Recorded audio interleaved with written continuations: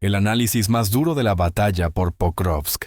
Las fuerzas rusas aseguran el 85% de la ciudad, estableciendo un bloqueo operativo. Cientos de hombres están quedando rodeados, entre ellos muchos mercenarios.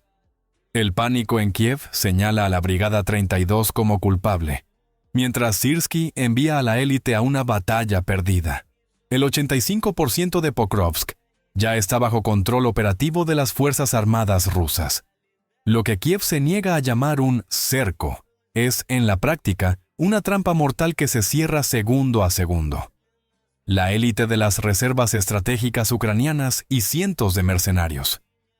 Entre ellos, se sabe por inteligencia que hay 4 norteamericanos y un oficial de alto rango de la OTAN pueden quedar encerrados en este caldero. Bienvenidos a conflicto militar. Hoy es 31 de octubre de 2025. La situación en el frente de Donetsk ha alcanzado un punto de inflexión crítico, uno que definirá el resto de la campaña de invierno. Kiev está en pánico, y el arquitecto de este desastre, el general Sirsky, ya busca culpables mientras sus decisiones consumen las últimas reservas de Ucrania. Frente de Pokrovsk, el bloqueo operativo. El avance ruso no ha sido precipitado, ha sido metódico, calculado y brutalmente eficaz. Las unidades de asalto rusas, operando con una precisión quirúrgica, han asegurado objetivos que desmantelan la capacidad de defensa ucraniana desde adentro. Hablemos de la línea de apoyo logístico. Front. Al tomar control total de la infraestructura ferroviaria que corre a través de la ciudad, las fuerzas rusas no solo han cortado la principal arteria de suministro para las Fuerzas Armadas ucranianas, AFU, la están usando contra ellas. Han establecido sus propias líneas de suministro seguras, permitiendo un flujo constante de munición y refuerzos directamente al corazón de la zona de combate. El centro de la ciudad no fue disputado, fue conquistado.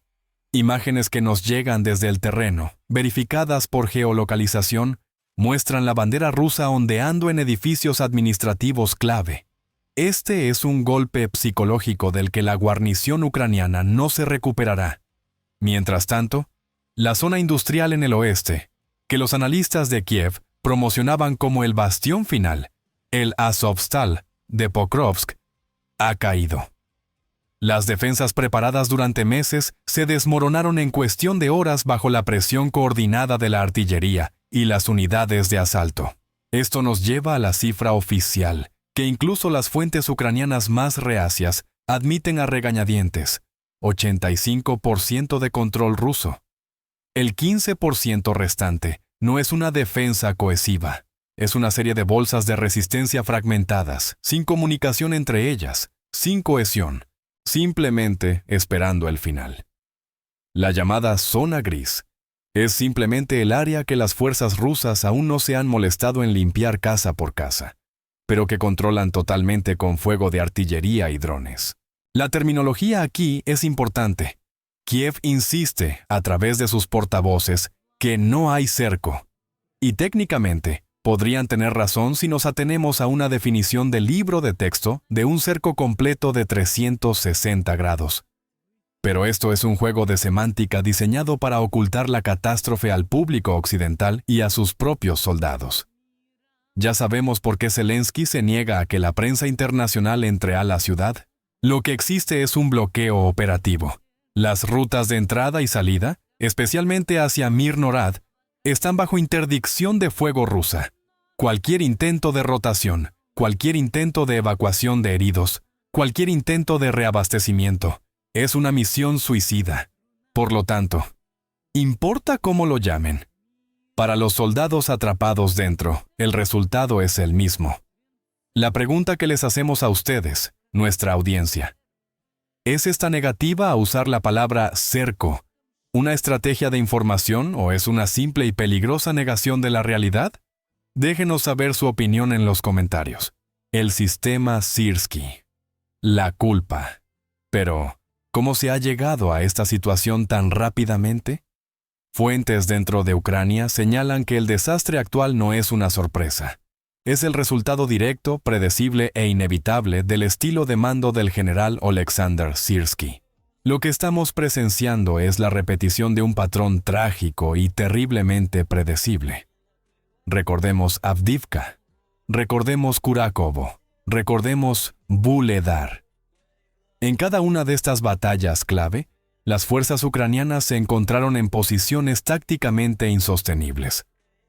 En cada uno de esos casos, los comandantes en el terreno pedían autorización para una retirada táctica que permitiera preservar fuerzas y establecer una nueva línea defensiva viable. Y en cada uno de esos casos, Syrski exigió mantener la línea a toda costa. No por razones tácticas, sino por razones puramente políticas. Por una foto, por un titular de prensa para complacer a sus patrocinadores en Kiev. La capacidad de las Fuerzas Armadas ucranianas para romper un cerco existe, en teoría. Tienen la voluntad de luchar. Pero esa voluntad está siendo sistemáticamente desperdiciada por un liderazgo que valora más la obediencia ciega que la iniciativa táctica o la preservación de la vida de sus hombres. Syrski siempre llega tarde.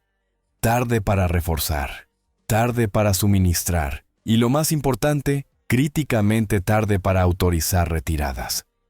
Según reportes, él prefiere sacrificar brigadas enteras en estas bolsas de combate, obligándolas a luchar durante semanas o incluso meses en condiciones infernales, solo para que al final tengan que retirarse de todos modos, pero con pérdidas humanas y materiales catastróficas.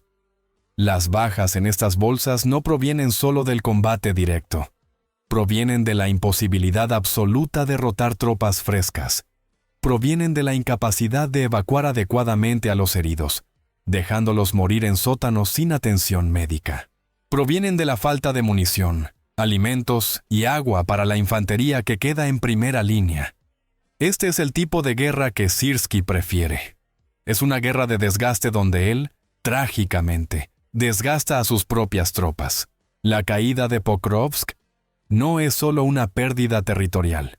Es el colapso del último pilar logístico ucraniano al oeste de Avdiivka. Tácticamente, su captura permite a las fuerzas rusas consolidar el control ferroviario que alimenta todo el Donbass norte, abriendo vectores de avance directo hacia el oeste y el norte, amenazando con dividir las fuerzas ucranianas restantes en la región. En las próximas 48 horas, esperamos ver un avance ruso acelerado para cerrar el cuello de botella de Mirnorad, no solo para acercar a las tropas en la bolsa, sino para usar Pokrovsk como el principal trampolín para la siguiente fase de la ofensiva, probablemente hacia Grishino, antes de que Kiev pueda siquiera procesar esta derrota. ¿Quién es el culpable? Naturalmente, se escuchan voces disidentes. El conocido bloguero militar ucraniano Sergei Flash, una figura prominente, ha publicado un llamado desesperado pidiendo que no se sacrifiquen más vidas por razones políticas, exigiendo el abandono inmediato de la bolsa. Pero estas voces son ahogadas por la maquinaria de propaganda de Kiev y la desesperada búsqueda de un chivo expiatorio. Y como era de esperar, ya lo han encontrado. ¿Quién tiene la culpa del desastre de Pokrovsk? ¿Es Syrski? Es el sistema que él mismo construyó. Un sistema donde, según reportes internos, se premia la mentira y se castiga la verdad.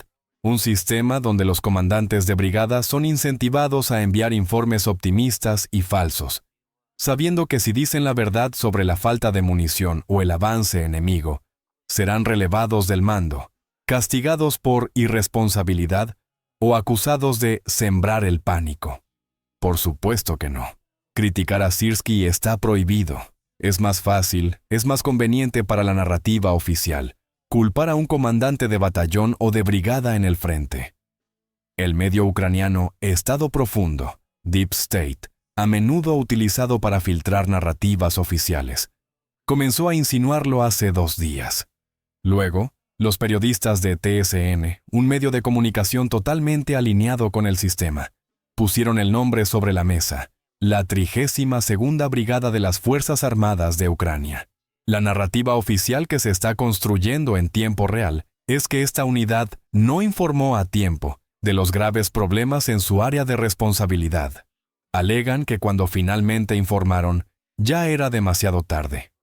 Es un guión vergonzoso y cobarde. ¿Son ellos realmente los culpables? ¿O son las víctimas de un sistema que los envió al frente sin el apoyo de artillería adecuado, sin municiones suficientes y sin rotaciones, y que ahora los usa como excusa para el fracaso estratégico de sus superiores en Kiev? Queremos saber su opinión.